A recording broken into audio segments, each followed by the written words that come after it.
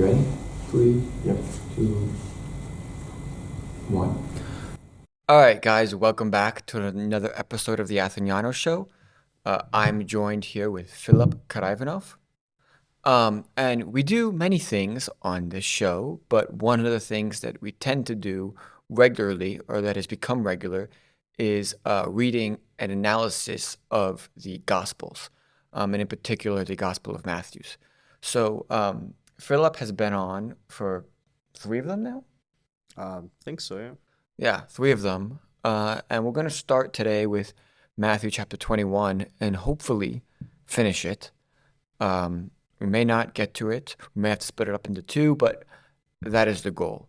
So if you've seen the other episodes, you know the way it's going to work. We're going to read, stop at certain points, talk about it, and continue like so. Philip is a theology student, so he knows way more than me. So I will defer to you, Philip, Okay. if I'll need be. Try to live up to that. So yeah, obviously, like and subscribe if you enjoy this video, and let's begin. So chapter 21, Jesus' triumphal entry into Jerusalem. When they had come near Jerusalem and had reached Bethphage at the Mount of Olives, Jesus sent 2 disciples, saying to them, "Go into the village ahead of you, and immediately you will find a donkey, tied, and a colt with her. Untie them and bring them to me. If anyone says anything to you, just say this: 'The Lord needs them,' and he will send them immediately." This took place to fulfill what had been spoken to the prophet. "Tell the daughter of Zion, look, your king is coming to you, humble and mounted on a donkey, and on a colt, the foal of a donkey." The disciples went and did as Jesus had directed them. They brought the donkey and the colt and put their cloaks on them, and he sat on them. A very large crowd spread their cloaks on the road, and others cut branches from the trees and spread them on the road. The crowds that went ahead of him and that followed were shouting, "Hosanna to the Son of David! Blessed is the one who comes in the name of the Lord! Hosanna is the highest heaven!" When he entered Jerusalem, the whole city was in turmoil, asking, "Who is this?" The crowds were saying, "This is the prophet Jesus from Nazareth in Galilee." Jesus cleanses the temple. Then Jesus entered the temple and drove out all who were selling and buying in the temple, and he overturned the tables of the money changers and the seats of those who sold doves. He said to them, "It is written, 'My house shall be called a house of prayer,' but you are making it a den of robbers." The blind and the lame came to him in the temple, and he cured them. But when the chief priests and the scribes saw the amazing things that he did, and heard the children crying out of the temple, saying, "Hosanna to the highest, to the Son of David," they became angry and said to him, "Do you hear what these are saying?" Jesus said to them, "Yes. Have you never read? Out of the mouths of infants and nursing babies, you have prepared praise for yourself." He left them, went out of the city to Bethany, and spent the night there. Jesus curses the fig tree. In the morning, when he returned to the city, he was hungry, and seeing a fig by the side of the tree, he went to it and found nothing at all but leaves. Then he said to it, "May no fruit ever come from you again." And the fig tree withered at once. When the disciples saw it, they were amazed, saying, "How did the fig tree wither at once?" Jesus answered them, "Truly I tell you, if you have faith and do not doubt, not only will you do what has been done to the fig tree, but even if you say to this mountain, 'Be lifted up and thrown into the sea,' it will be done. Whatever you ask for in prayer with faith, you will receive." I think this is a good place to stop. I want to talk more about the cleansing of the temple, because I think this is a really interesting um, scene, because I think a common portrayal of Jesus, people who haven't really read the gospel, right, He's this, kumbaya, Right. love the neighbor, don't get mad at him, don't get angry at him. Uh, everything's, peaceful and great. But this is a scene where he really gets angry and turns everything upside down. Yeah, I think we talked about this before when we talked about Sodom and Gomorrah, and where he talks about the cities and how the cities who have rejected him will be worse off than the biblical cities of Sodom and Gomorrah. So it's definitely something that we see often with him, that he's not um, a meek character, right? He has principles that he stands by, and that's part of being a morally virtuous person. Mm.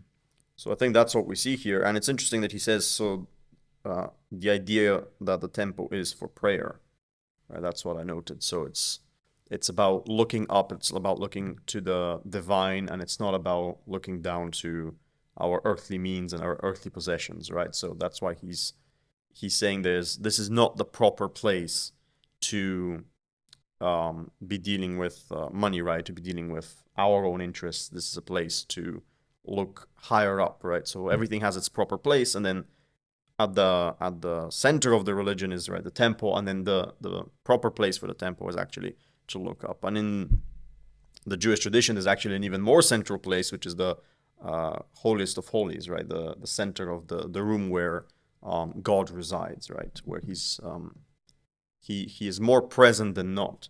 And that obviously does not mean that God is not omnipresent, but the idea is that there are certain places where his energy is felt more, and that people can call on that energy. And of course, this goes into later Christian tradition with the role of the church.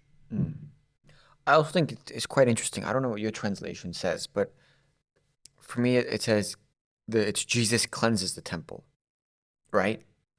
Uh, so how does he cleanse the temple? He drove out all who were selling and buying in the temple. He overturned the tables and the seats. So he basically Gets really angry. But like he cleansed, that's like him cleansing it, is like turning Right. everything upside down. My one doesn't say anything about cleansing. Mm. It just says he enters the temple. Oh. Or maybe that's just unique to my translation. But I do think it's an interesting idea, and it shows a different side of Jesus than I think a lot of people are used to, and also maybe shows his human side. Yeah, well, that's another big thing that we talked about before when we talked about the transfiguration, that whilst it is trying to talk about his divinity, it is also equally trying to emphasize his humanity.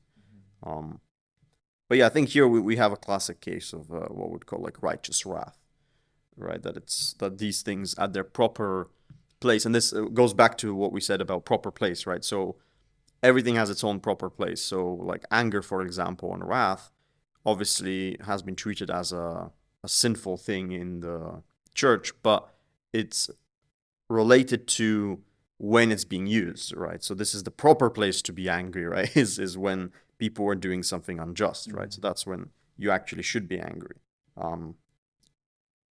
So yeah, that's why I think the main point of the story is that everything has its proper right place.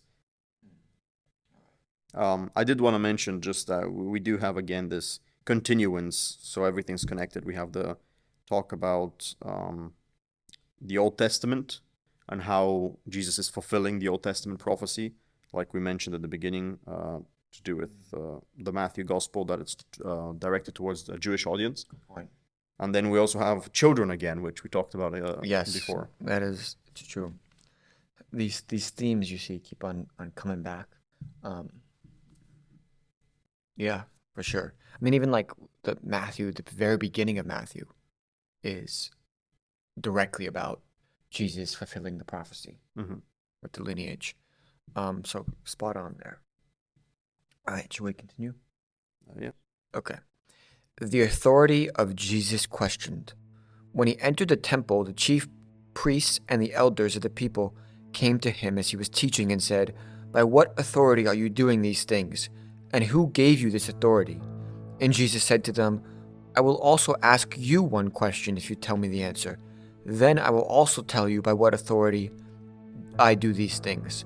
Did the baptism of John come from heaven, or was it of human origin? And they argued with one another. If we say from heaven, he will say to us, why then did you not believe him? But if we say of human origin, we are afraid of the crowd, for all regard John as a prophet. So they answered Jesus, we do not know. And he said to them, neither will I tell you by what authority I am doing these things. The parable of the two sons. What do you think? A man had two sons. He went to the first and said, son, go and work in the vineyard today. He answered, I will not. But later he changed his mind and went. The father went to the second and said the same. He answered, I go, sir. But he did not go. Which of the two did the will of his father? They said, the first. Jesus said to them, truly I tell you, the tax collectors and the prostitutes are going into the kingdom of God ahead of you. For John came to you in the way of righteousness, and you did not believe him. But the tax collectors and the prostitutes believed him. And even after you saw it, you did not change your minds and believe him. The parable of the wicked tenants. Listen to another parable. There was a landowner who planted a vineyard, put a fence around it, dug a winepress in it, and built a watchtower. Then he leased it to tenants and went away. When the harvest time had come, he sent his slaves to the tenants to collect his produce. But the tenants seized his slaves and beat one, killed another, and stoned another. Again he sent other slaves, more than the first, and they treated them in the same way. Then he sent his son to them, saying, they will respect my son. But when the tenants saw the son, But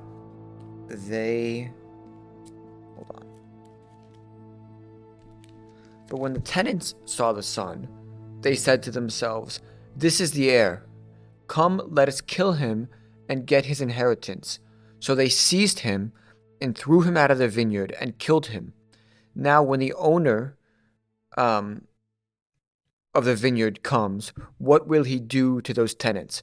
They said to him, he will put those wretches to a miserable death and lease the vineyard to other tenants who will give him the produce at the harvest time. Jesus said to them, have you never read in the scriptures, the stone that the builder rejected has become the cornerstone? This was the Lord's doing, and it is amazing in our eyes. Therefore I tell you, the kingdom of God will be taken away from you and given to a people that produces its fruits. The one who falls on this stone will be broken to pieces, and it will crush anyone on whom it falls. When the chief priests and the Pharisees heard his parables, they realized that he was speaking about them. They wanted to arrest him, but they feared the crowds because they regarded him as a prophet. So we can talk a little bit about this clash that comes here between Jesus and the Pharisees, because this is what's happening now in the city, and we see the way this ends here with the Pharisees being afraid of the crowds. This is mirroring what was just said about John the Baptist. Right, so Jesus says that they can't say that John the Baptist is not from heaven, right? Because the crowds will get upset because they thought he was a prophet, and now the same occurs with Jesus, that the Pharisees don't want to say anything directly against him. Can you help me understand the reasoning in when he says, like, they say, oh, if we answer, I don't totally understand the John the Baptist part when the Pharisees say, well, if we say from human origin, we are afraid of the crowd, for all regard John as prophet. And if we say from divine origin, he will say to us, why then did you not believe him?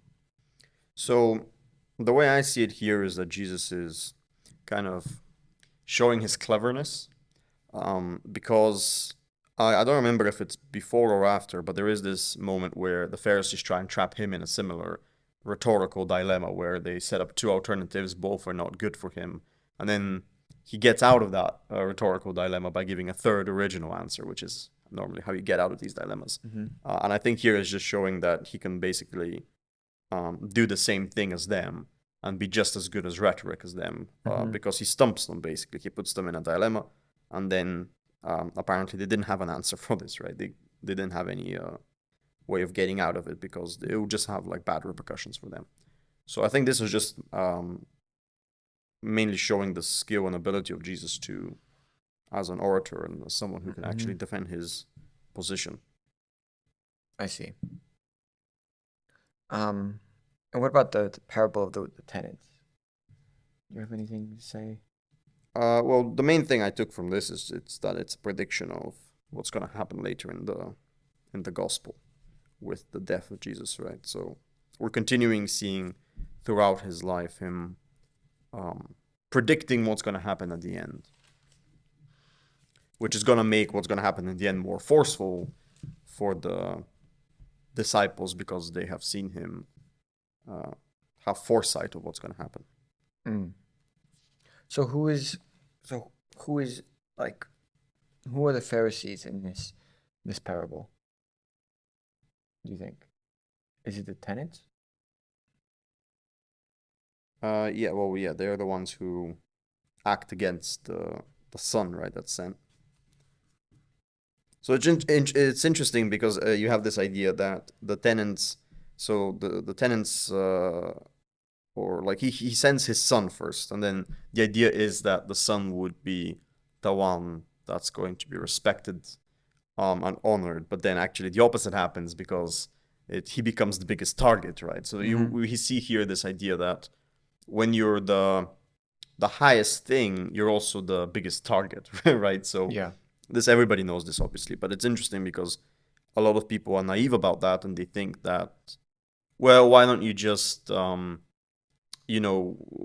why doesn't, for example, the son just come? Like, I've heard a lot of arguments where people talk about the divine, and it's kind of like, if for example, there's a lot of arguments about miracles, where there's this idea that if God simply shows himself to people, then people will believe automatically, right? Yeah. But here we see that this is claiming that, well, okay, but like, what if he sends his son to the people, right? And you would expect the reaction to be immediate belief and honor, but it's not. That's not the reaction of the people. So I think what we're seeing here is just human nature, and that people are more complicated than simply you show them a miracle, you show them the divine, and they believe their senses and they believe everything that occurs. So I actually see a connection here between that and arguments about miracles, and it's related to this problem of divine hiddenness, which is about, why is the divine hidden from us? Why is it not obvious? And again, we have this idea that it's obvious to the extent that you're ready to receive it, right? So if you're open to it, then it's obvious. But if you're looking for it as a target, like the tenants are here with the son, then it's not obvious to you, right? Then it becomes hidden from you. So that's something that that I think is related here.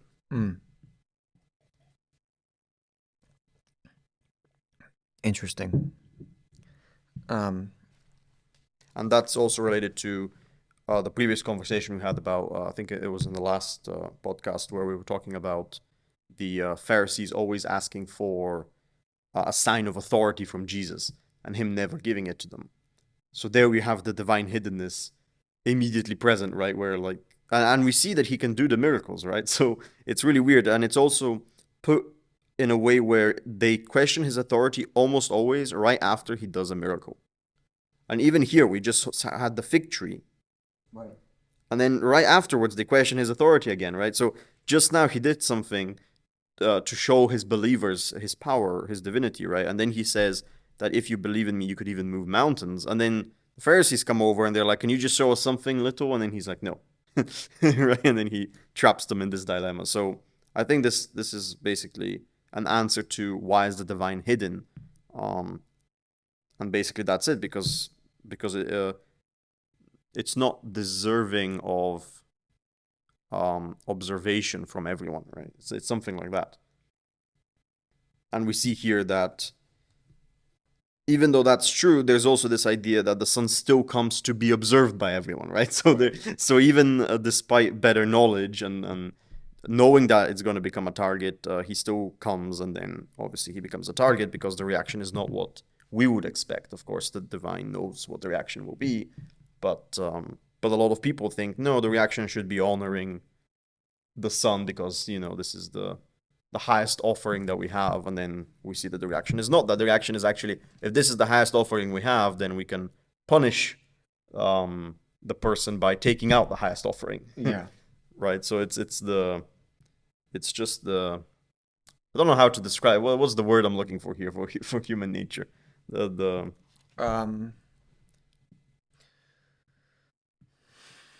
I don't know. I think it's mistrust in authority, maybe. I don't know. Yeah, I don't. Well, part of it is that, but I think it's more. It's this idea that it's this idea of free choice, right? That when someone presents to you the highest possible, or like, yeah, opportunity, right? The human knows that he's free to reject it, and then somehow that's tied in here with this idea that some people do choose to reject it, right? And it's sort of the I don't know, the craziness. That might be a bit too crude, but it's But is it so? It's like they're shown. You just have to show the miracles, but it's like, no, I don't want to believe that this person has high authority, right? So that's why you're saying it's after Jesus does some miracle or after they see something that immediately afterwards, uh, people question the authority because they're like, well, I don't want to, I'm choosing not to believe it. Is that yes. Well, yeah. At the bottom, it is a choice not to believe it, right? And right? it's a choice to reject it. It's actually, you could say it's more. I mean, at this point, you don't really have a choice of believing it or not believing it, right? Because the idea is that this is, if the divine becomes unhidden, right? Then you don't really have a choice of do you believe or not believe, but you do still have a choice of do you accept or reject. Mm. And I think that's what happens here, where it's about rejection, right? And we'll see at the end, obviously, you have the ultimate rejection, which would be the Yeah. crucifixion. All right. Very interesting. Very interesting. All right. Let's continue with the parable of the wedding banquet, chapter 22. The parable of the wedding banquet. Once more, Jesus spoke to them in parables, saying, "The kingdom of heaven may be compared to a king who gave a wedding banquet for his son. He sent his slaves to call those who had been invited to the wedding banquet, but they would not come. And he sent other slaves, saying, 'Tell those who have been invited, look, I have prepared my dinner. My oxen and my fat calves have been slaughtered, and everything is ready, but come to the wedding banquet.' But they made light of it and went away to his farm, another to his business, while the rest seized his slaves, mistreated them, and killed them. The king was enraged. He sent his troops, destroyed those murderers, and burned their city. Then he said to his slaves, 'The wedding is ready, but those invited were not worthy. Go therefore into the main streets, and invite everyone you find to the wedding banquet.' Those slaves went out into the streets, and gathered all whom they found, both good and bad. So the wedding hall was filled with guests. But when the king came in to see the guests, he noticed a man there who was not wearing a wedding robe. And he said to him, 'Friend, how did you get in here without a wedding robe?' And he was speechless. Then the king said to the attendants, 'Bind him hand and foot, and throw him into the outer darkness, where there will be weeping and gnashing of teeth. For many are called, but few are chosen.'"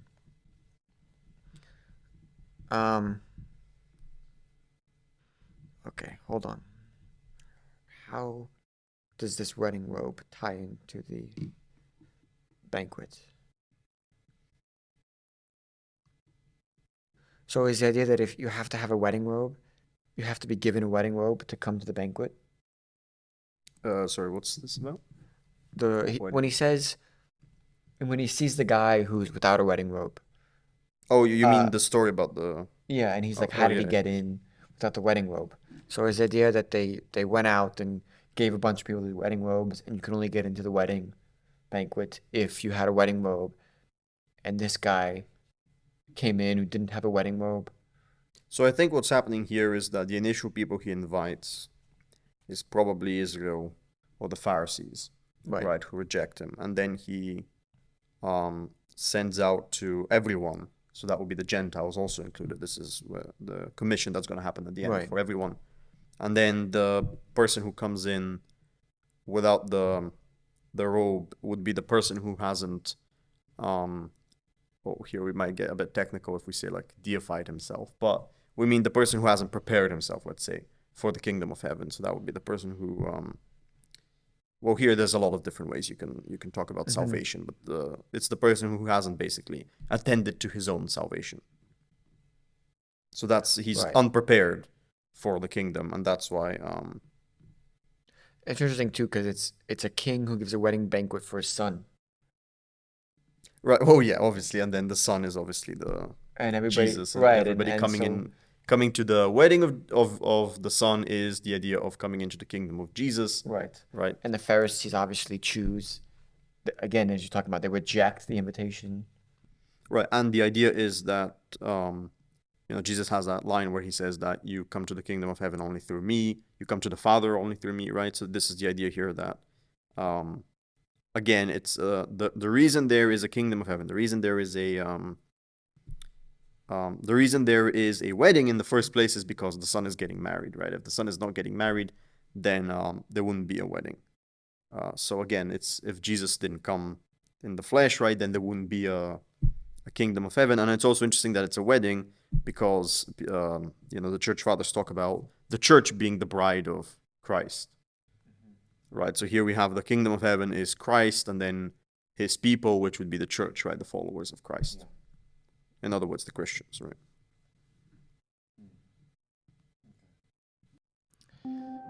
The question about paying taxes. Then the Pharisees went and plotted to entrap him in what he said. So they sent their disciples along with Herodians, saying, "Teacher, we know that you are sincere and teach the way of God in accordance with truth, and show deference to no one, for you do not regard people with partiality. Tell us then what you think. Is it lawful to pay taxes to Caesar or not?" But Jesus, aware of their malice, said, "Why are you putting me to the test, you hypocrites? Show me the coin used for the tax." And they brought him a denarius. And then he said to them, "Whose head is this, and whose title?" They answered, "Caesar's." Then he said to them, "Give therefore to Caesar the things that are Caesar's, and to God the things that are God's." When they heard this, they were amazed, and they left him and went away. Wasn't there a very So similar this is passage about this earlier, with the coin and the fish, when the disciples come to him and said, "Should we pay taxes or not?" And he says, um, you know, "We give the things that are to Caesar, or something like, and we give the things to God that are to God." there And was something and he along those says, lines, "Oh, yes. but don't. But anyway, to not bother them, go catch the first fish, open the thing, and you'll find a gold coin, and offer that as a." Yes, yes. There was that was a strange story. I think when we read it, we were a bit But it's kind of a similar answer to the. cryptic. Well, this is the story I was referring to when I said I didn't remember if we had read it or we were about to read it. So it turns out we were about to read it. So this is again the idea that now the Pharisees are coming back and they're going to trap him in a dilemma, which is what he just did to them a couple of lines back, right? So now they're coming over and they're like, okay, we've got a good dilemma for him. We're gonna set him up, and it's kind of the same trap because it's again you're either going against the divine, or you're going to go against the Romans, Yeah. right? So whilst Jesus set up the trap for them, which was you either go against the divine or you go against the people around me who believe in me. But now they've gone to the Roman Empire, and we see this is basically what happens, that Jesus's strength here in the dialogue comes from his followers, whilst the strength of the Pharisees at the end of the day comes from the Roman Empire. Yeah. And yeah, and again we see that he knows what he's doing because he gives them the third option, right? He gives them the third option, which gets them out of the dilemma. And then they're amazed because they didn't. Obviously, they're not as bright here in terms of rhetoric. Ah, here we go. I'm sorry. I'm just gonna read the previous passage. Um, yeah, here we go. Jesus and the temple tax. This was from 17, verse 24. When they reached Capernaum, the collectors of the tax temple came to Peter and said, "Does your teacher not pay the temple tax?" He said, "Yes, he does." And when he came home, Jesus spoke of it, asking, "What do you think, Simon? From whom do the kings of earth take toil or tribute? From their children or from others?" When Peter said from others, Jesus said to him, "Then the children are free. However, so that we do not give offense to them, go to the sea, cast a hook, take the first fish that comes up, and when you open its mouth, you will find a coin. Take that and give it to them for you and me." Yes, that was an interesting story. I don't remember what we said about it actually. I think we said it's confusing, um, but I think we just said that I don't know. You'll have to watch the video to remember what we said. Um, Clearly, we're gonna have to watch the video. yeah, yeah. Well, you can check it out in the link in the description. Okay. The question about resurrection. This seems like a big one. The same day, the Sadducees. How do you say this? Sadducees. Sadducees. The same day, the Sadducees came to him, saying, "There is no resurrection." And they asked him a question. "Teacher," Moses said, "if a man dies childless, his brother shall marry the widow and raise up children for his brother. Now there were 7 brothers among us. The first married and died childless, leaving the widow to his brother. The second did the same, so also the third down to the 7th. Last of all, the woman herself died. In the resurrection, then, whose wife of the 7 will she be? For all of them had married her." Jesus answered them, "You are wrong, because you know neither the Scriptures nor the power of God. For in the resurrection, people neither marry nor are given in marriage, but are like angels of God in heaven, or like angels of God in heaven. And as for the resurrection of the dead, have you not read what was said to you by God? I am the God of Abraham, the God of Isaac, and the God of Jacob.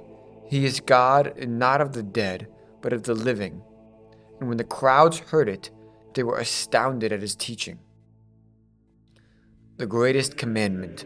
When the Pharisees heard that he had silenced the Sadducees. Sadducees, thank you, the Sadducees, they gathered together, and one of them, an expert in the law, asked him a question to test him. "Teacher, which commandment in the law is the greatest?" He said to him, "You shall love the Lord your God with all your heart, and with all your soul, and with all your mind. This is the greatest and the first commandment. And the second is like it. You shall love your neighbor as yourself. On these 2 commandments hang all the laws and the prophets." Hang all the law and the prophets. Okay, I'll just read this next one. Yeah. About it. The question about David's son. Now, while the Pharisees were gathered together, Jesus asked them this question: "What do you think of the Messiah? Whose son is he?" They said to him, "The son of David." He said to them, How is it then that David by the Spirit calls him Lord, saying, 'The Lord said to my Lord, sit at my right hand, until I put your enemies under your feet?' If David thus calls him Lord, how can he be his son?" No one was able to give him an answer, nor from that day did anyone dare to ask him any more questions. Okay. So yeah, this is Jesus just going after them again. Yeah. What do you make of the resurrection? So yeah, so this we have this idea about the resurrection where people come back to life, and there's this idea that then it's not of the dead, it's of the living. So you have to like reconceive your notion of the afterlife, right? Because it's not about being dead, it's actually being alive. Which I think is interesting, because even when we talk about the afterlife and people who believe in the afterlife, obviously we still use this term afterlife, which makes it sound like, well, not life, right? But it's a continuation of life, but it's like a better life. So I think that's like an interesting way of reconceiving the notion of what's going to happen at the resurrection. There's two parts I want to ask you about because so the first is obviously they bring up Old Testament scripture, and they say Moses said, if a man dies childless, his brother shall marry the widow and raise up children for his brother. And then they said, in the resurrection, then whose wife, and basically, so the um, the widow goes to the next brother Yes. of those who die. And then the question is, okay, but then in the resurrection, who gets to be with the widow? Is it the first one or the last one or any of the in between? And Jesus kind of says, "Oh, you guys have it wrong, right?" He says in the resurrection, there's people don't marry nor are given in marriage, but are like angels of God in heaven. And that part is really interesting to me because this is one of the, at least by my recollection, like he's giving kind of a specific account of what heaven is like. Mm-hmm. You know, he's saying, oh, all of the stuff that happens in, you know, I don't want to call it the real world, but you know what I mean? Like before you get resurrected, before you die, let's say. This world. It's not what you think. Like you don't just repeat this world in heaven. You're like angels. Um,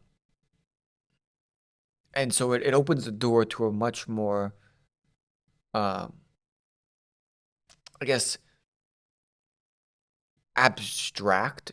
I don't mean abstract in terms of like it's funky and whatever, but I mean in terms of like uh, different things that we haven't quite comprehended or that we don't have a clear vision of in this world. Yeah, I think you're right on that. And I think it's very interesting because, like, one of the things I think about a lot, or that other people ask me, is, oh, so what do you think like the afterlife is like? You know, what do you think heaven is, right?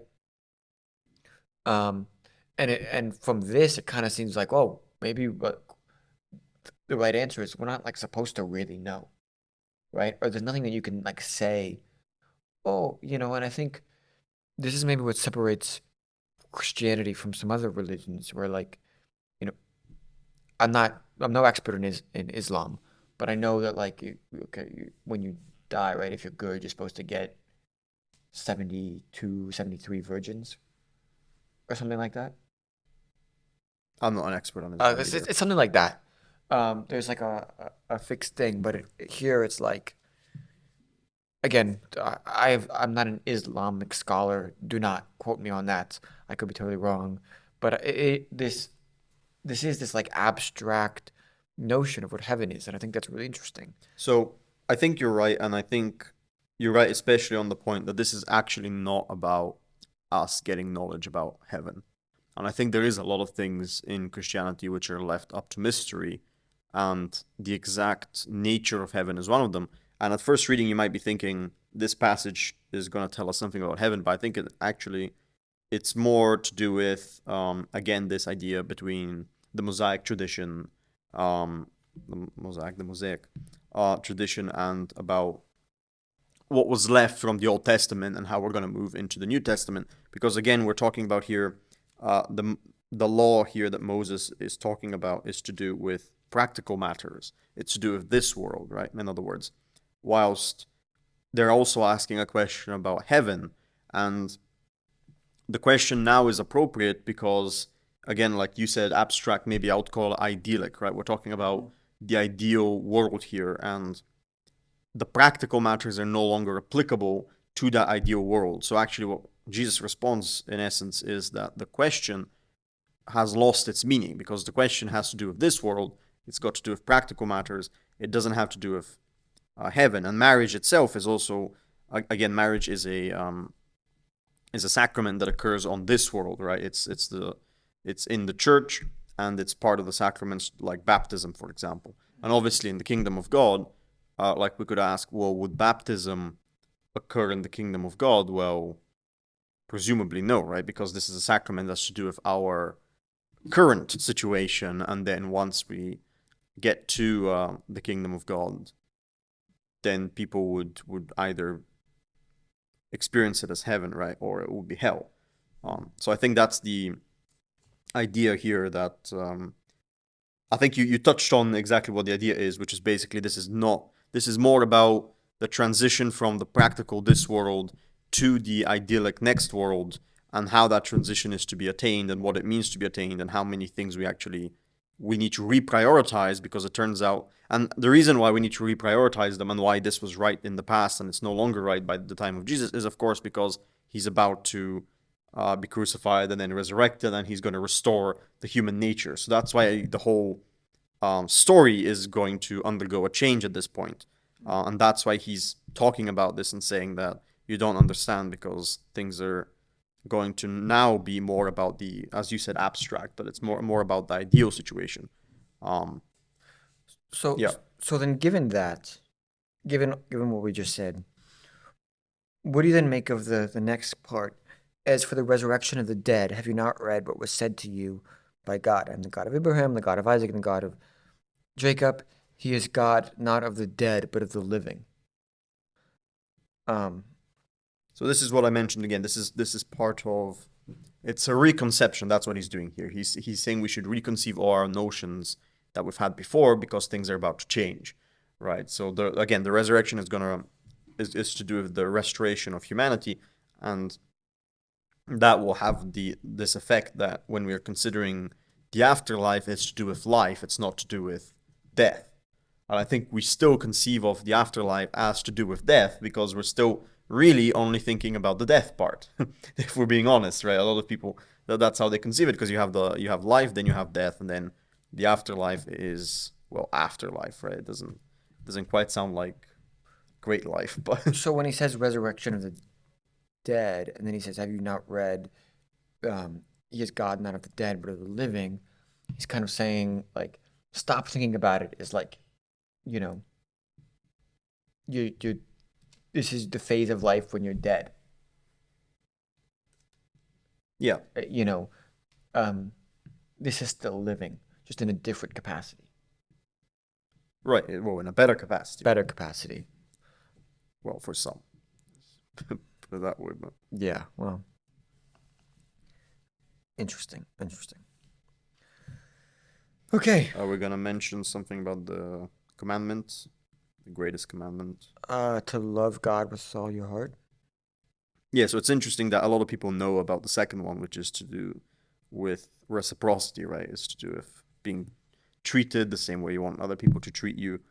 But we again see this thing that that second commandment loses its force if we don't have the first commandment, which is to do with God and there being a hierarchy of value. Right? So when people say, like, for example, I know that Confucius, for instance, has a similar dictum where he talks about, it's actually, I think it's in the negative, so where he says, like, don't treat other people the way that you don't want to be treated, right? What But is? it's, Sorry. yep. Go ahead. Well, I was gonna say, like, but here we have this addition that the first thing we need to know is that there is a God, and that there is a divine, and that's why the second commandment actually has force behind it, right? It's a divine force, and this mirrors again, obviously, the commandments that we have from the Old Testament, because there the first commandment is the same. What is your translation? Because mine says, "You shall love your God with all your heart." Does yours also say your God? Yes, love the Lord your God with all your heart, and with all your soul, and with all your mind. Do you think there's any significance behind that, like, phrase, your God? Because why doesn't he just say love God? Well, I'm not aware of any specific significance, but you can certainly read something into it. I mean, it's your God, like, the Father, your Father, like the one who has created you. So that's what I presume is the significance. Yeah. I just wonder because I feel like including that personal pronoun there potentially could open the door, I don't know, for a more like um personalized uh reading of or a personalized connection with God. Like meaning as opposed to just everybody reaches God through this way and this is the way that everybody does it. Um Adding that your could potentially open the door for like each person has a different path toward the reaching the divine and reaching God. And um, there is personalized individual ways to get there. I don't know if that's reading too much into it. Yeah, I'm not sure if it's exactly about personalized ways of getting there, but it is about this familiarity with the object of love, which I think is part of it, right? Because there is this idea that in order to love something, then you need to know it. Right? You need to know something about it, so you need to know God on a personal level, and that's why it's your God, right?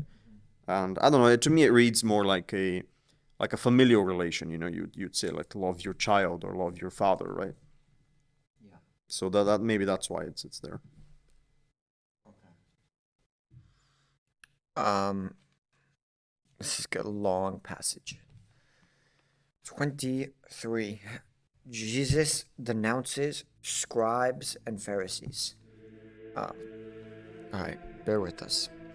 Then Jesus said to the crowds and to his disciples, "The scribes and the Pharisees sit on Moses' seat.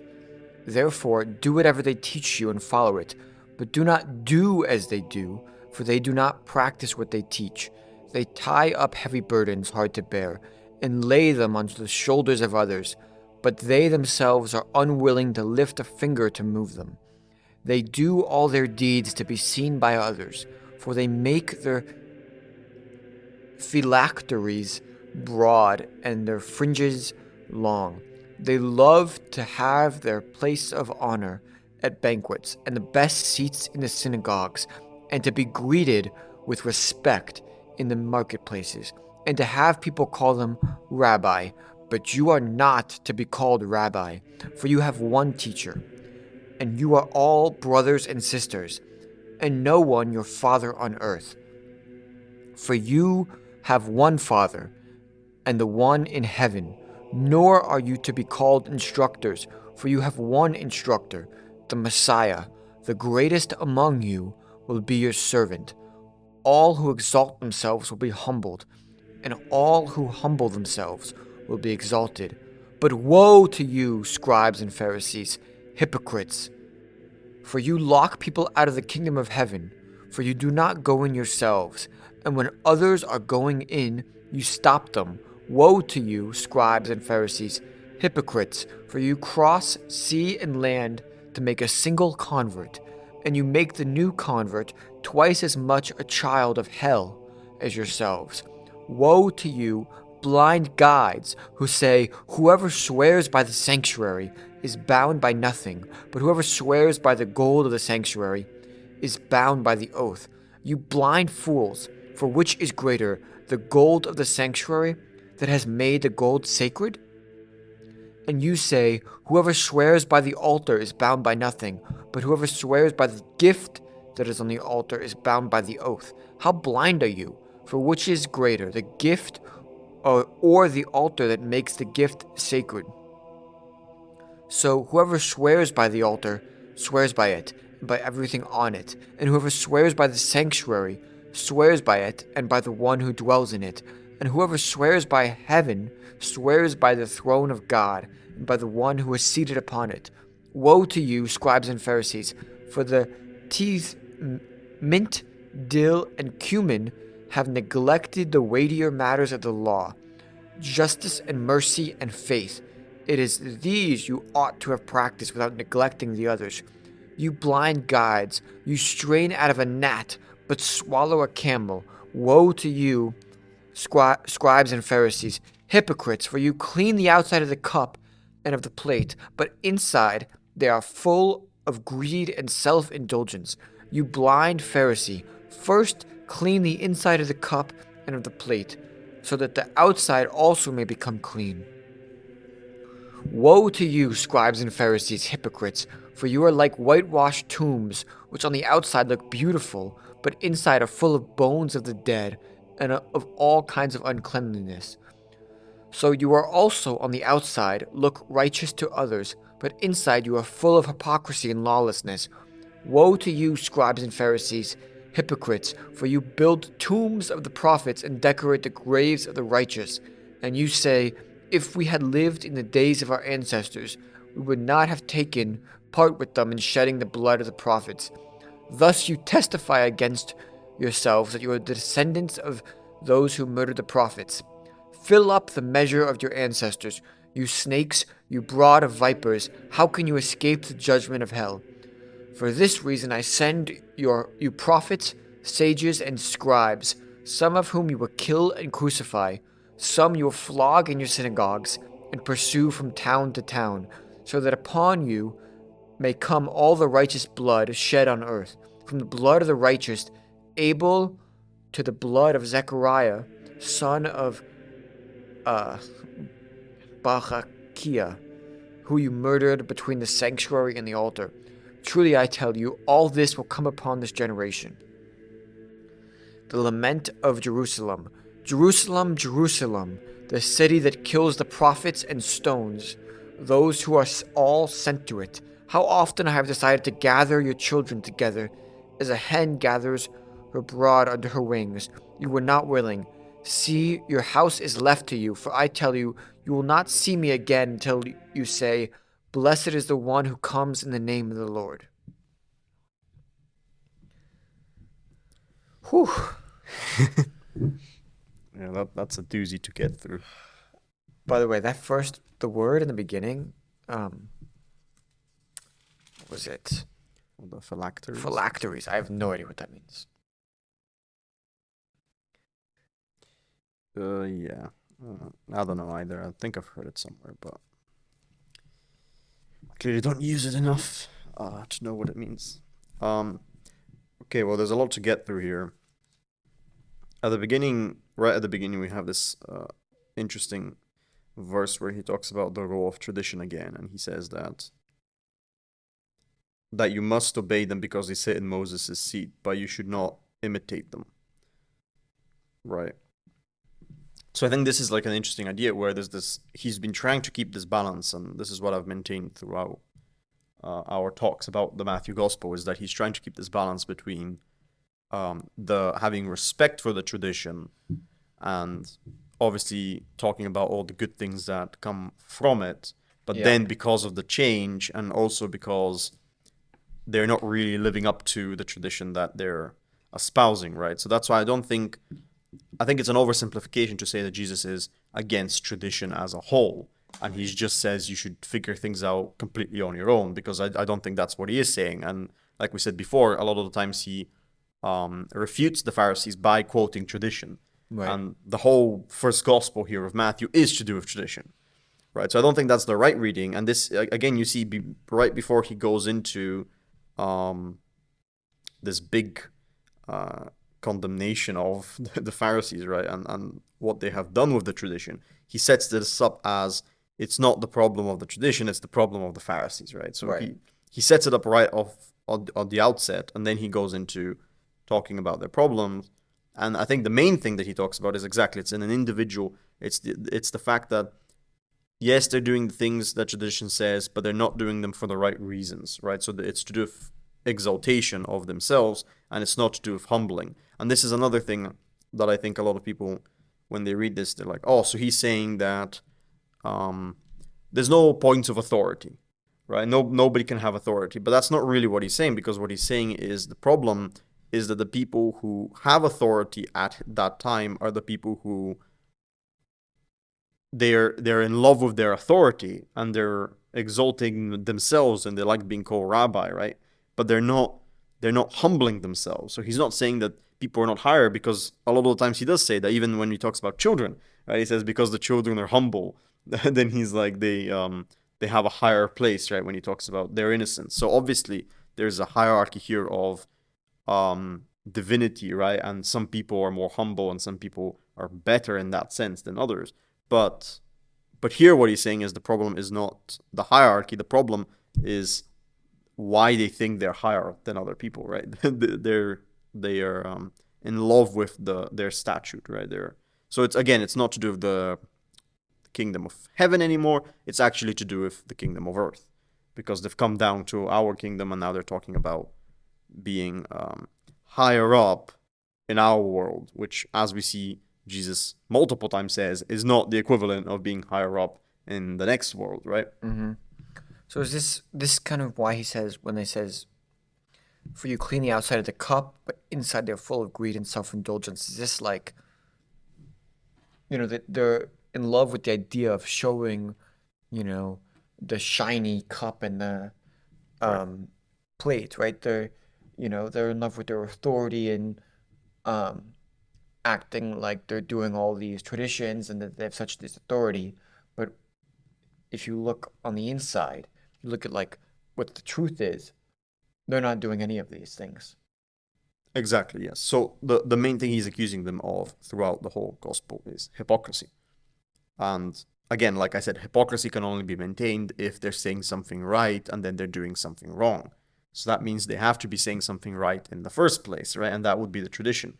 Now, I'm not saying that the whole tradition that's been passed down has to be accepted, because um, it's accepted, but also the idea here is that it prophesies the change that's going to occur once the resurrection occurs, right? So that's the changes to the actual tradition that occur are supposed to be at the same time continuous with the tradition, right?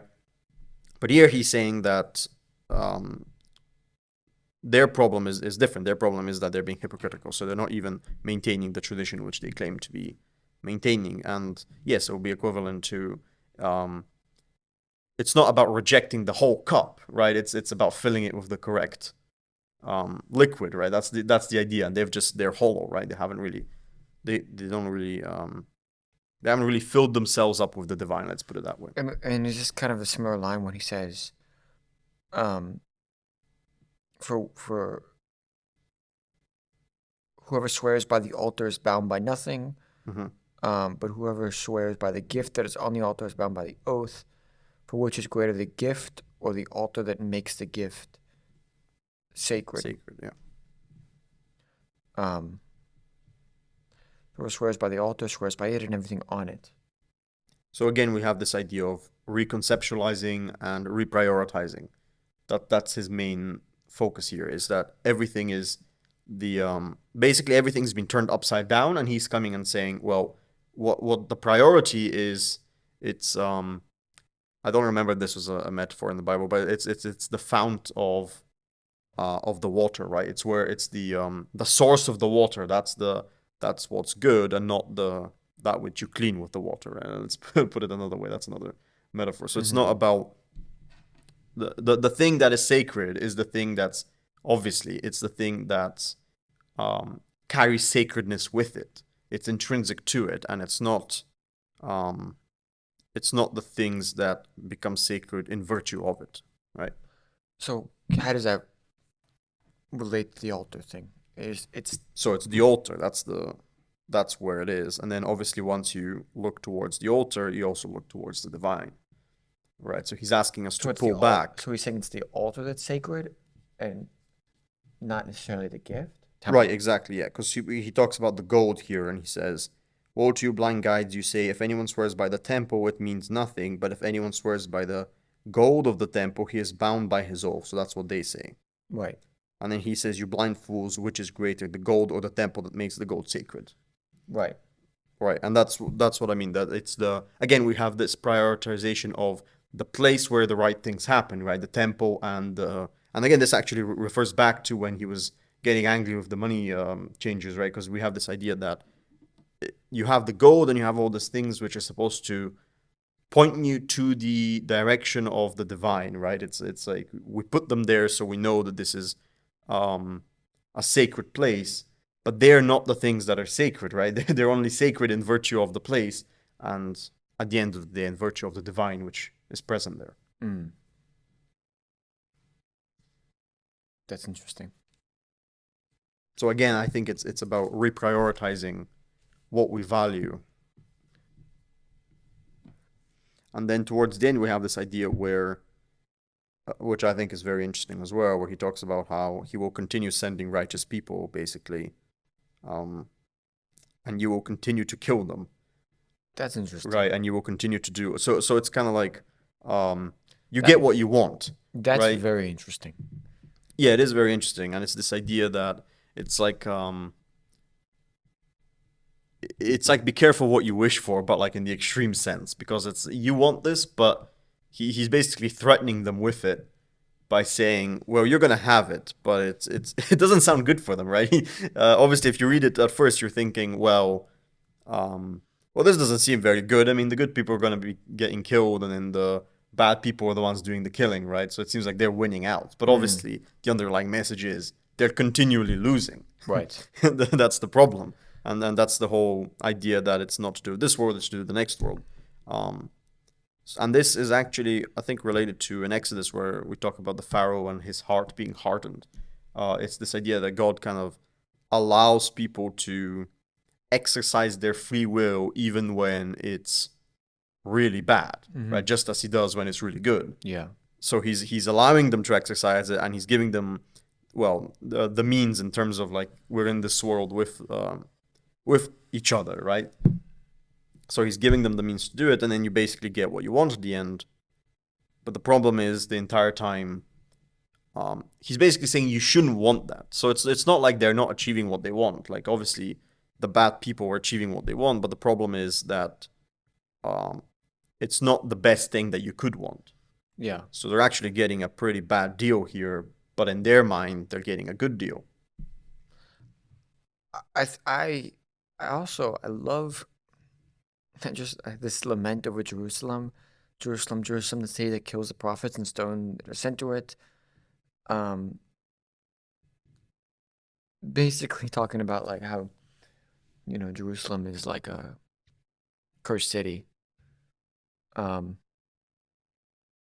don't know. I just think it's funny, not funny, but to think about like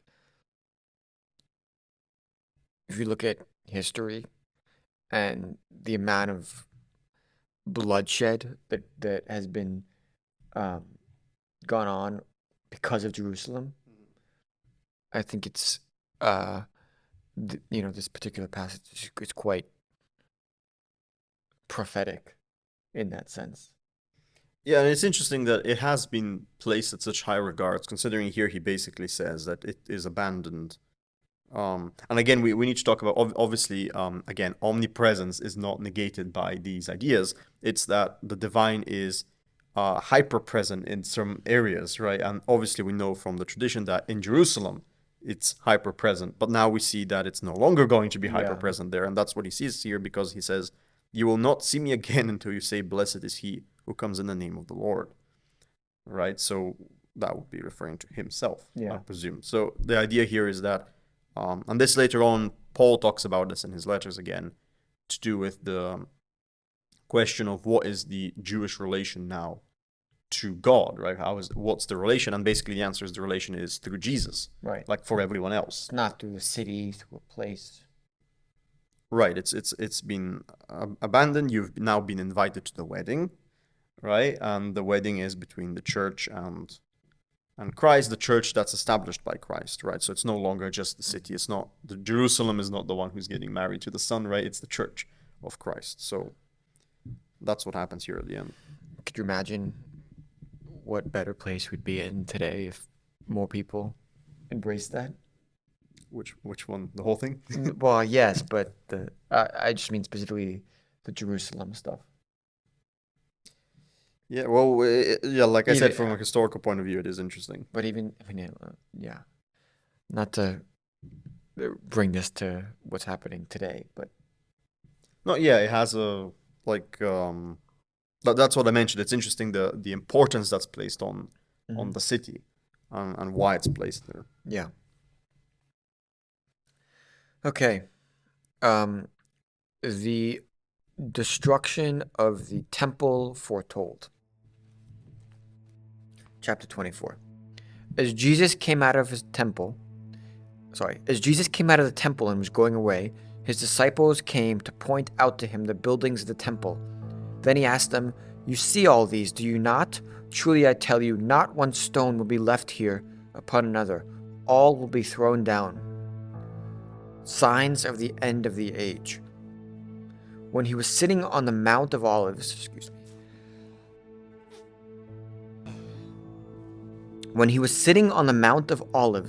the disciples came to him privately, saying, "Tell us, when will this be?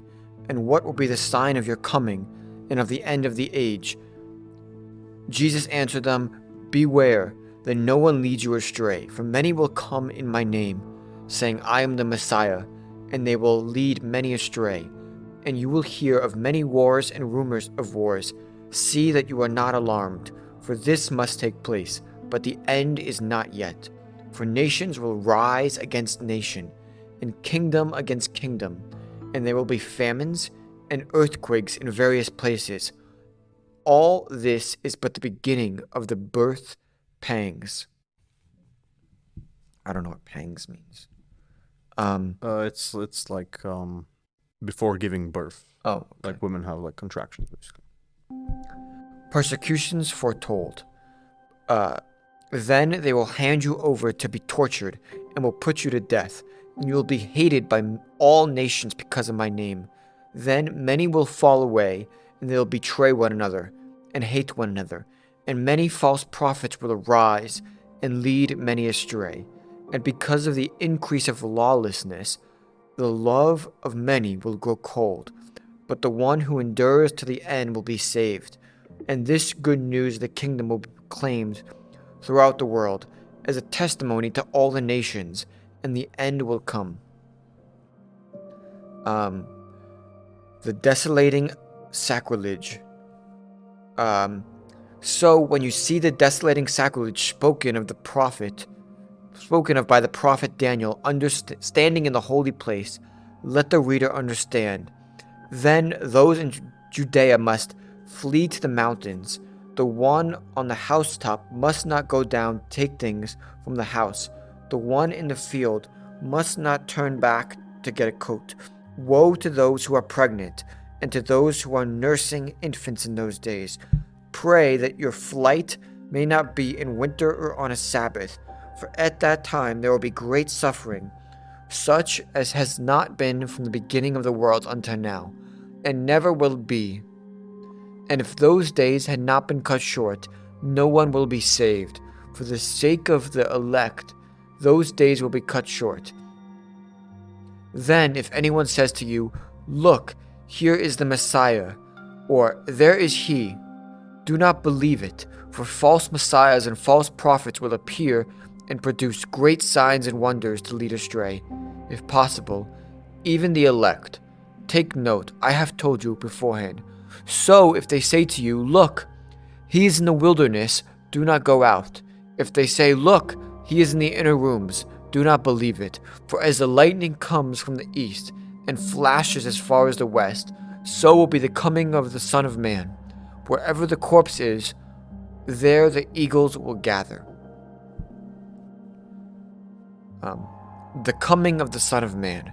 Immediately after the suffering of those days, the sun will be darkened, and the moon will not give its light, and the stars will fall from heaven, and the powers of heaven will be shaken.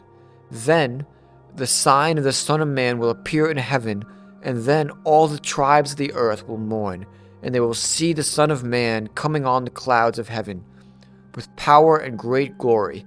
And he will send out his angels with a loud trumpet call, and they will gather his elect from the four winds, from one end of heaven to the other. The lesson of the fig tree. From the fig tree, learn its lesson. As soon as its branch becomes tender and puts forth its leaves, you know that summer is near. So, also when you see all these things, you know that he is near, at the very gates. Truly I tell you, this generation will not pass away until all these things have taken place. Heaven and earth will pass away, but my words will not pass away. Okay.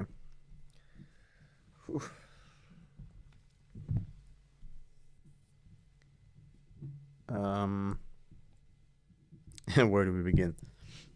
So this is the part of the basis of eschatology, which is the study of the end times and what's going to happen in the Eschatology. Yes. Yeah. And well, it's interesting because we have a lot of things here about. There's this idea, first of all, that a lot of the early disciples and followers of Jesus believed that this would happen in their lifetime. Yeah.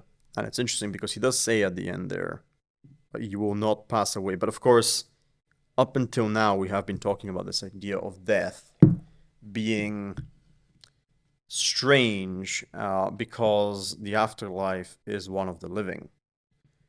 Right. So if we read it in context, that line there is not as straightforward as it seems. It does not seem to just be saying you will not die before this happens, in my opinion anyway. There are disagreements on this, of course. But it seems to me like what we've been talking about so far has been about reconceptualizing and reprioritizing and him thinking differently about the afterlife and how the afterlife is still alive. Right? So when he says that they're not going to pass away, there is this sort of underlying idea here. Well, what does that mean? Because there is this idea that we're still going to be alive, right? So that's one thing. And also, he begins by saying there's going to be lots of wars and lots of false prophets. Nations will be rising and falling. I don't see how that can happen in their lifetime, right? I mean, that seems like a lot of events that are supposed to happen. So that's some signs there that I don't think this is some sort of false saying. Like, I don't think, because some people directly just say, well, okay, clearly this is false. Like, he's saying this is all going to occur. It didn't occur. But I don't think that's so straightforward. You think he's talking about it more in the sense of like, this is going to happen later, right? This is going to happen throughout history. Exactly. Well, yeah, history since his death. Since his death. That's the way I've always seen it too. There is a lot of different theories on it, but that's to me it seems like that just follows from the way we've read it so far. But there's of course people who can. But then how do you make sense of coming back on the third day? What do you mean? Well, isn't it all supposed to? Oh, that refers to the resurrection, you mean? Yeah. Yeah, so that would be another way of reading it. So that's why I'm saying there's like different ways of reading it, and technically they're not. Well, I would say still though we're talking about here when he talks about the rise and fall of the nations. Obviously, that doesn't happen by the time he is resurrected. So you could read it as him saying, as him changing here from two different things. First talking about the end times, and then he like shifts to talking about when he's going to come in his glory, which would be the resurrection, and that would happen in their lifetime. So that could also be another reading you can do, yeah. Or do you think it could also be where we're talking about the death and resurrection, but then we're also talking about the period from the resurrection to the second coming? Right. So that's what I'm saying. It's and also that is not there's another way we could look at it is also that is a repeating thing. So we have like a microcosm and then we have the macrocosm. So the microcosm would be what's going to happen with them, which is things are going to get really bad, which is about to happen, right, in the story, and then he's going to come in all his glory. And then that could also be expanded to the macrocosm, which would be the end of our history, right? So it's not just the end of their story, but it's the end of our story. Right. So, yes, exactly. So I think maybe the ambiguity is meant to be because the meaning is two-layered, right? Mm. So it's meant to be you're reading it for them, but you're also reading it for yourself.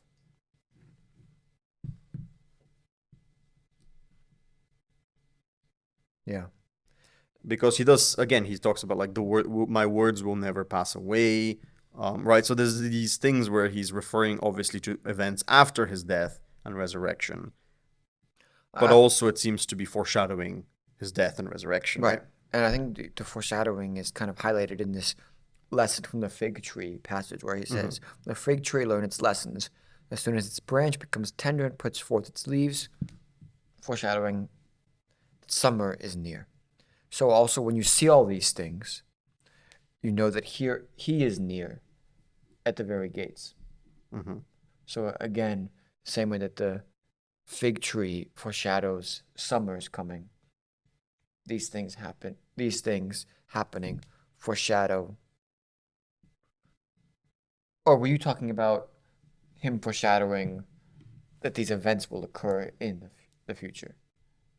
Yes, I think that's part of it as well. But again, I said it's interesting because you can read it in both ways, right? Because he talks about things will become worse, and he says that it will become worse, but not only in terms of like the suffering and the circumstances, but also in terms of that it will be a direct threat to people's salvation, right? And now that's a bit peculiar because you might be thinking, well, salvation is dependent on your personal choice, right? So what circumstances would threaten that? But obviously we know that there's a lot of circumstances in the world that can threaten your personal choices, because when you're pushed, a lot of people will change their mind, right? Because that's again that strange thing about human freedom, where it's like, well, we know we can change it, so why should you stay the same, right? So if you're getting pushed on something, it's a lot easier, I think, a human tendency actually to just decide to choose the opposite, right? And that's why he says the time will be cut short so that not everybody leaves, right? Because it seems like the human nature just is to change their to not sustain their belief, right? Yeah. So you could read that as the moment before the resurrection, where the disciples have this moment of like, do they stick up with Jesus, like we'll see with Peter, or do they not? Or you could read this as the second coming and what's going to happen then, and then the final age of people, will they stick with Jesus or not, right? Yeah. For sure. Yeah. This is like, it's side note, I am reminded of when he's describing all of this, it reminds me of you read what's the Bulgakov story? True. Bulgakov with the devil and The Master and Margarita. Master Margarita. It reminds me of when they're describing the devil is describing these events happening. And yeah, exactly like this is happening in the book. I don't know why, it just reminded me of that. That's a great book, by the way. If anybody's interested in theology and philosophy, definitely read that. Yeah.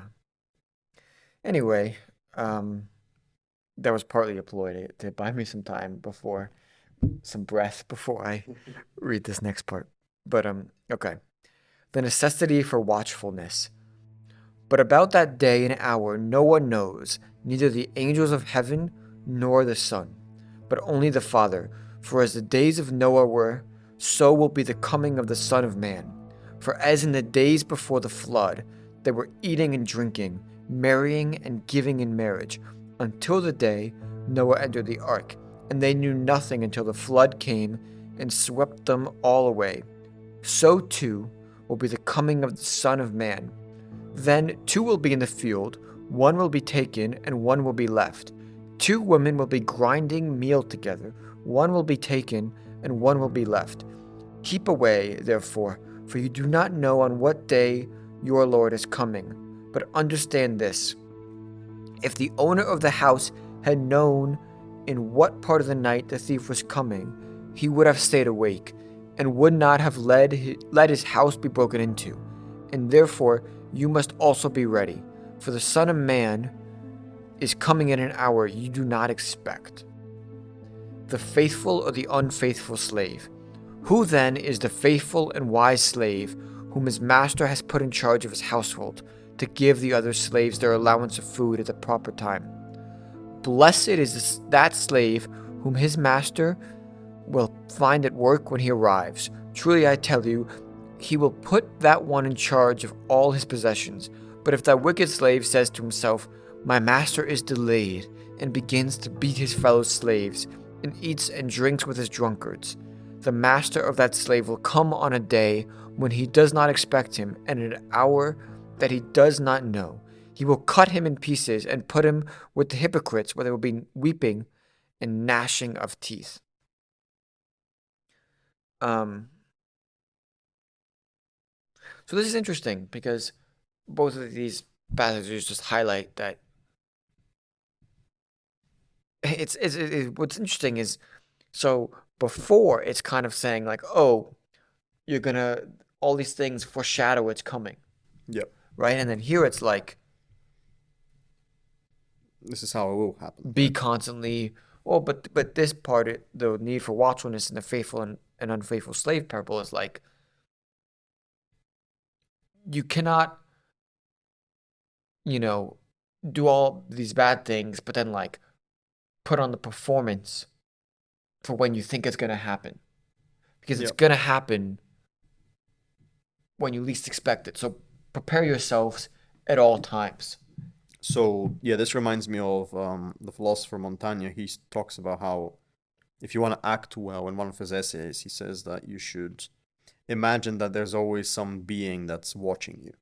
Right? And he says that's because he wasn't particularly religious, but he thought that that's one of the benefits of the religious psyche, is that this idea that you're always thinking that there's an external factor which is judging you.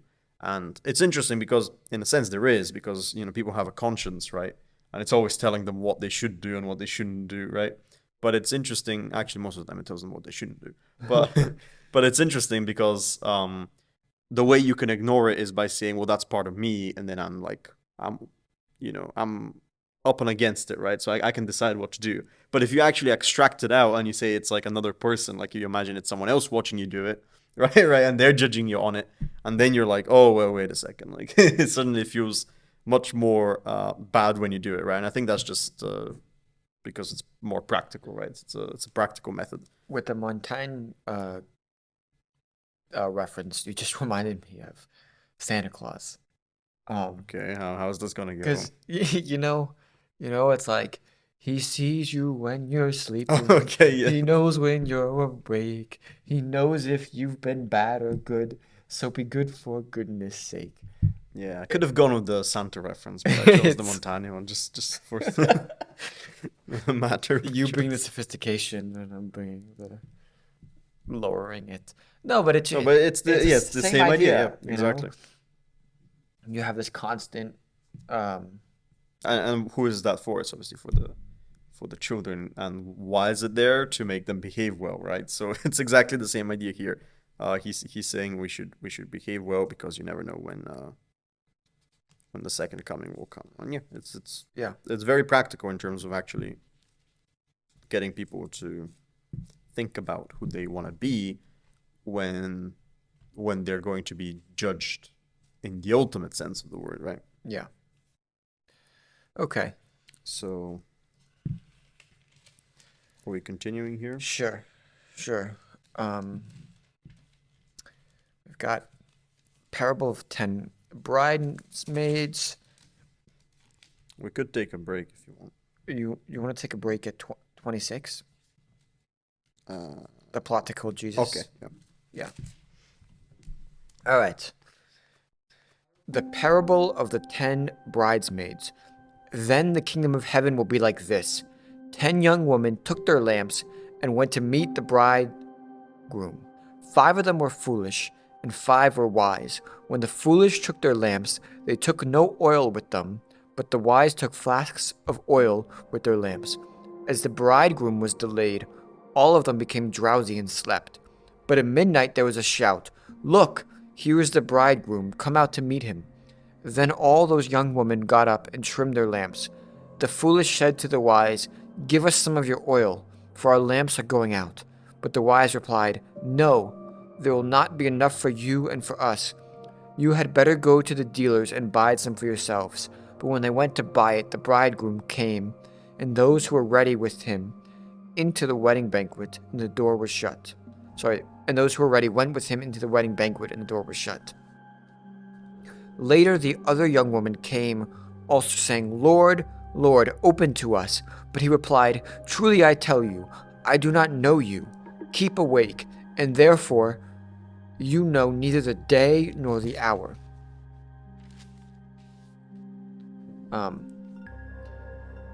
The parable of the talents.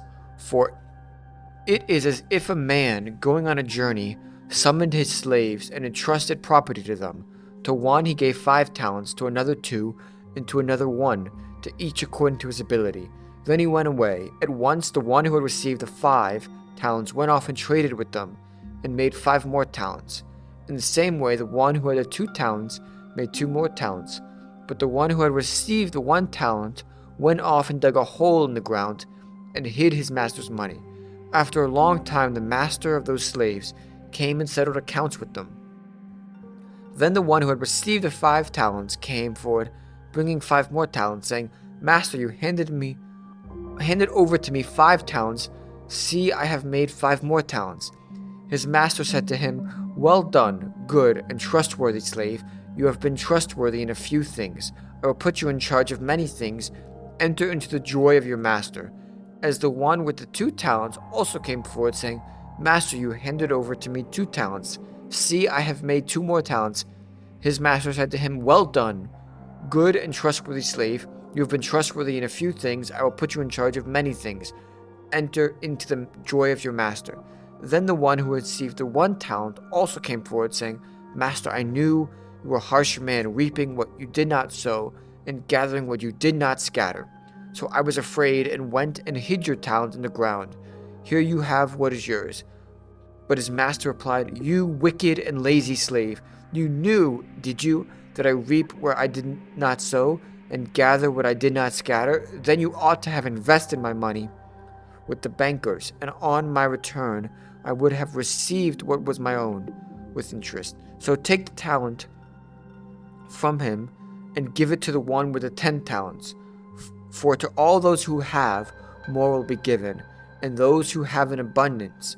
But from those who have nothing, even what they will be taken away. As for this worthless slave, throw him into the outer darkness, where there will be gnashing of teeth." The judgment of the nations. When the Son of Man comes into the glory, and all the angels with him, then he will sit on the throne of his glory. All the nations will be gathered before him, and he will separate people one from another, as a shepherd separates the sheep from the goats. And he will put the sheep at his right hand, and the goats at his left. Then the king will say to those at the right hand, "Come, you who are blessed by my Father, inherit the kingdom prepared for you from the foundation of the world. For I was hungry, and you gave me food. I was thirsty, and you gave me something to drink. And I was a stranger, and you welcomed me. I was naked, and you gave me clothing. I was sick, and you took care of me, and I was in prison, and you visited me." Then the righteous will answer him, "Lord, when was it that we saw you hungry and gave you food, or thirsty and gave you something to drink? And when was it that we saw you a stranger and welcomed you, or naked and gave you clothing? And when was it that we saw you sick and in prison and visited you?" And the king will answer them, "Truly I tell you, just as you did it to one of the least of these brothers and sisters of mine, you did it to me." Then he will say to those at his left hand, "You who are cursed, depart from me into the eternal fire prepared for the devil and his angels. For I was hungry, and you gave me no food. I was thirsty, and you gave me nothing to drink. I was a stranger, and you did not welcome me. Naked, and you did not give me clothing. Sick and in prison, and you did not visit me." Then they will also answer me, "Lord, when was it that we saw you hungry, or thirsty, or a stranger, or naked, or sick, or in prison, and did not take care of you?" Then he will answer them, "Truly I tell you, just as you did not do it to one of the least of these, you did not do it to me. And these will go away into eternal punishment, but the righteous into the eternal fire." I could have sworn we read something similar, like almost verbatim, in an earlier passage. Well, maybe it was quite long ago if we did. I don't remember. Like the one about when did I, um, when were you hungry and I did not give you food? And then he says, um, just as you did not do it to the least of you, you did not do it unto me. There might have been. There was a lot of parables. I'm getting deja vu from this one. So, for me, the first one is probably the best one in terms of interesting things, because we have the two things that I noted. First of all, there's this, again, we have this idea of salvation is related to preparation. So just like when we were talking about the marriage and the person coming in there being unprepared, like when he was not dressed properly. And now here we have this idea of the oil, right? So again, it's related to you being saved is related to you being prepared to be saved, right? And what this preparation involves, right, is the basis of a lot of debate and discussion about works versus faith and this idea of soteriology, right? How we're to become saved. But it's interesting to me that it's always related to an actual action, right? Like a preparing yourself. So it seems to me like this involves in some ways some sort of works, right? So that's how I would read it as. It's not just about, having faith, but it also involves about preparing yourself in a certain way, like being dressed properly when you go into the wedding, or bringing what's needed at the time, right? I see. So this is a lot like the don't try to predict when it's going to happen, and only do it when you think it's going to happen. Yeah, it's about always being prepared, right? Because these foolish women are like, oh, we don't need to care about it because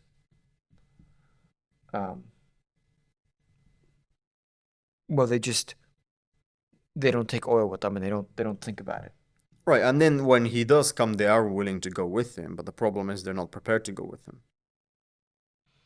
Right? Because it's not like they don't want to, right? They desperately want to go, but the problem is they've been neglecting their duties, right?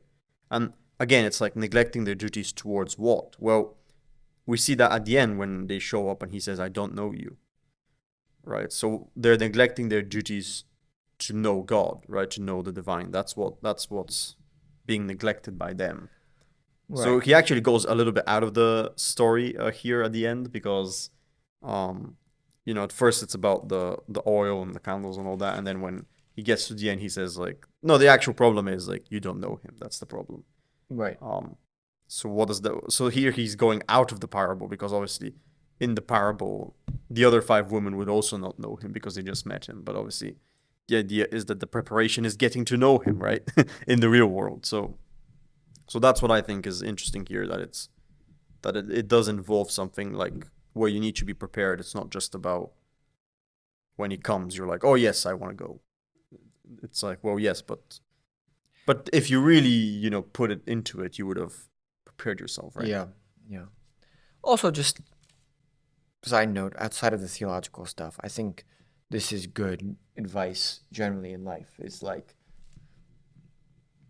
if you only do, put forward your best work or try at something when you think it's going to count, usually I find that it ends up happening that the thing that you need to be prepared for, or the thing that you should care about, you're like actually not prepared for when it happens. But if you always prepare yourself, then like even if you think that nobody's watching or nobody cares, in reality somebody is noticing and like treats you better because of it. Just something I've noticed. Something that my dad always says. It's like you never know who's paying attention, who's in the room. Always like, Put your best put foot your best foot forward, right? forward in all circumstances because you never know who's paying attention, who's noticing you, who's in the room, who could, help you down the line. So basically, always prepare like it's the last time you're gonna prepare, right? Yeah. Like it's the last judgment. Yeah. Yeah. And I would say a lot of these parables can be read without the theological idea, um, but it's obviously there. Yeah. I mean, I had a teacher in high school who he was profound atheist, but he was like a huge Jesus fan. Mm-hmm. Because he was like, the way he was reading it was, what Jesus was doing was he was teaching us how to live. Yeah. He was teaching us, giving us the keys for how to live, um, a better life, to live the best life. But all of the like he was complete atheist and thought that when we die, nothing, it's just the end and there is no God. But it was, yeah, he like basically took all of the gospels and was like lived by it and super into it, but none of the theological stuff. Yeah, and I would say a lot of people do obviously say that Jesus is like a good moral teacher, and you could look at him as someone like the Buddha, right? Someone who is like a philosopher of ethics, if we said it like a modern day kind of description. Yeah. But I think the key takeaway from the theology side is that for him it's not enough, right? So he's saying that you need to believe, as we said with the commandments, right? So you need to believe in what he's saying. You need to believe in this reality, this metaphysical reality that he's describing, because for him that's the basis for what he is saying. And without it, he's saying that wouldn't be the same, right? Yeah. You could say it, but the words would not be as full as they are now. And this also goes to like C.S. Lewis's famous trilemma, where he says you only have three options if you actually analyze the historical Jesus Christ, right? You can either say that he was a good moral teacher and he was saying true theological things, so he was actually divine and like all this. Obviously, there's a debate about interpretation, but if we agree on that's the interpretation, then you either go with that side, which is obviously the religious side, or you're going to have to say that he wasn't a good teacher or that he was a bad person, right? Yeah. Because he would have been lying when he was saying all these things. So actually, it would be very strange because he would be like the Buddha, but with a bunch of lies connected to him, right? Where he didn't need to say those things. Yeah. He could have just given his moral opinions on things. By the way, I think now thinking about it more, I think these two next like the parable of the tenants and the judgment of nations, Yes. is basically saying the same thing. Because I think that the talents is like, but the problem with the last guy is he's thinking that the master is gonna get mad at him. Right? He says something. Master, I knew that you were a harsh man, reaping what you did not sow, and gathering what you did not scatter. So I was afraid and went and hid your talents in the ground. Right, and again we have this idea of not preparing, right? He's not doing anything with it. He's just sitting idly by, waiting for the return, whilst the others are actually doing something with their life, right? Before he gets there. And then the judgment of nations, right? He says, "Oh, the people are like." In response to him saying, "I was hungry and you did not give me food. I was thirsty and you did not give me drink." They're like, "Oh, what? What are you talking about? What do you mean we didn't do this?" And he's like, "Yeah, but you didn't do it to the least of the people."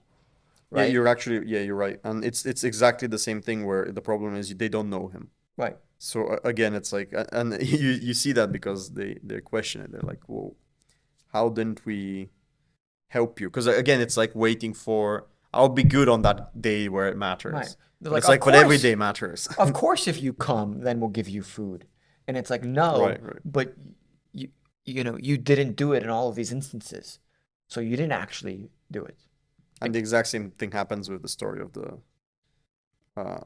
previous story there, where he says that you don't know me, like, yeah, or he says if you knew all these things, then you would know to behave properly, but you didn't behave properly, right? right. So you actually didn't know, you did not know what was expected of you. That's the basic message here. Mm-hmm. For sure. Okay. We've come to 26. We've got three more chapters. Obviously, they're very weighty ones. Um, so I say we take a small Yeah. break and come back and do 26, 27, and 28. Okay. All right. Thank you guys for listening to part one. Part two will be up very shortly. But yeah, thanks for listening. Like and subscribe, and check out the previous gospel episodes. Here or here, I don't know which. But yeah, see you very soon.